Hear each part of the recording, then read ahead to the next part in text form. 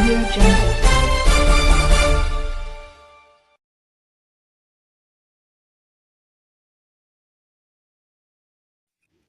ଭୁବନେଶ୍ୱର ନୂତନ ଅପରାଧିକ ଆଇନରେ ଐତିହାସିକ ସଂଶୋଧନ ଓ ନୂତନ ନ୍ୟାୟ ବ୍ୟବସ୍ଥା ସମ୍ପର୍କରେ ଜନସାଧାରଣଙ୍କ ମଧ୍ୟରେ ସଚେତନତା ସୃଷ୍ଟି ପାଇଁ ଓଡ଼ିଶା ପୋଲିସ ପକ୍ଷରୁ ୟୁନିଟ୍ 3 ସ୍ଥିତ ପ୍ରଦର୍ଶନୀ ପଡ଼ିଆ ଭୁବନେଶ୍ୱରଠାରେ ନ୍ୟାୟ ସଂହିତା ପ୍ରଦର୍ଶନୀ ଆୟୋଜନ କରାଯାଉଛି।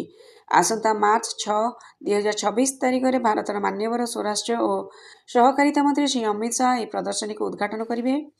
ଏହି ଅବସରରେ ଓଡ଼ିଶାର ମୁଖ୍ୟମନ୍ତ୍ରୀ ଶ୍ରୀ ମୋହନ ଚରଣ ମାଝୀ ମଧ୍ୟ ଉପସ୍ଥିତ ରହିବେ।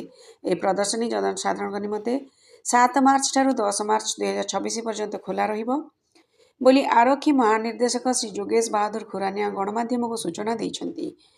ଭୁବନେଶ୍ୱରସ୍ଥିତ ପୋଲିସ ଭବନଠାରେ ଆୟୋଜିତ ଏକ ସାମ୍ବାଦିକ ସମ୍ମିଳନୀରେ ଡିଜିପି କହିଥିଲେ ଯେ ଭାରତ ସରକାରଙ୍କ ଦ୍ୱାରା ପ୍ରଦର୍ଶିତ ଭାରତୀୟ ନ୍ୟାୟ ସଂହିତା, ଭାରତୀୟ ନାଗରିକ ସୁରକ୍ଷା ସଂହିତା ଓ ଭାରତୀୟ ସାକ୍ଷ୍ୟ ଅଧିନିୟମକୁ ସଂଶୋଧନ କରାଯାଇଛି। ଏହି ନୂତନ ଆଇନଗୁଡ଼ିକୁ 1 ଜୁଲାଇ 2024 କାର୍ଯ୍ୟକାରୀ ହୋଇଛି, ଯାହାଫଳରେ ଔପନିବେଶିକ ଯୁଗରେ ପ୍ରଚଳିତ ଥିବା ଦଣ୍ଡ ବ୍ୟବସ୍ଥା ଏବେ ନ୍ୟାୟ ବ୍ୟବସ୍ଥାକୁ ପରିବର୍ତ୍ତନ ହୋଇଛି ବୋଲି ଡିଜିପି କହିଥିଲେ।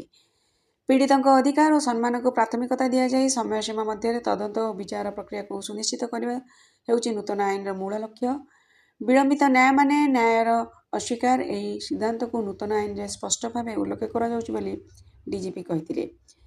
ଏହା ବ୍ୟତୀତ ଇ-ସାକ୍ଷ୍ୟ ମାଧ୍ୟମରେ ଡିଜିଟାଲ ପ୍ରମାଣ ପରିଚାଳନା, NAFIS ଦ୍ୱାରା ବାୟୋମେଟ୍ରିକ୍ ପରିଚୟ, ମୋବାଇଲ ଫରେନ୍ସିକ୍ ୟୁନିଟ୍, ପ୍ରଯୁକ୍ତିବିଦ୍ୟା ସହାୟତାରେ ତଦନ୍ତ ପ୍ରକ୍ରିୟା ଆଦି ସଂକ୍ରାନ୍ତରେ ବିଶଦ ଭାବେ ପ୍ରଦର୍ଶନୀରେ ଉପସ୍ଥାପନ କରାଯିବ।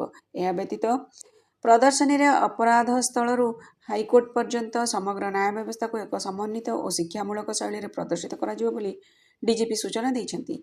ଗୃହ ମନ୍ତ୍ରଣାଳୟ ଦ୍ୱାରା ଅନୁମୋଦିତ 10ଟି ଷ୍ଟଲରେ ଅପରାଧସ୍ଥଳ, 112 ଜରୁରୀକାଳୀନ ସହାୟତା, ଥାନାର କାର୍ଯ୍ୟପ୍ରଣାଳୀ, ହସ୍ପିଟାଲ ସମନ୍ୱୟ, ଫରେନ୍ସିକ୍ ପ୍ରୟୋଗଶାଳା, ପବ୍ଲିକ୍ ପ୍ରସିକ୍ୟୁସନ୍ସ, ଜିଲ୍ଲା ଅଦାଲତ, କାରାଗାର ଓ ହାଇକୋର୍ଟ କାର୍ଯ୍ୟ ଶୈଳୀ ସମ୍ପର୍କରେ ସାଧାରଣ ଲୋକମାନେ ଅବଗତ ହୋଇପାରିବେ ବୋଲି ଡିଜିପି ଆଶାବ୍ୟକ୍ତ କରିଥିଲେ।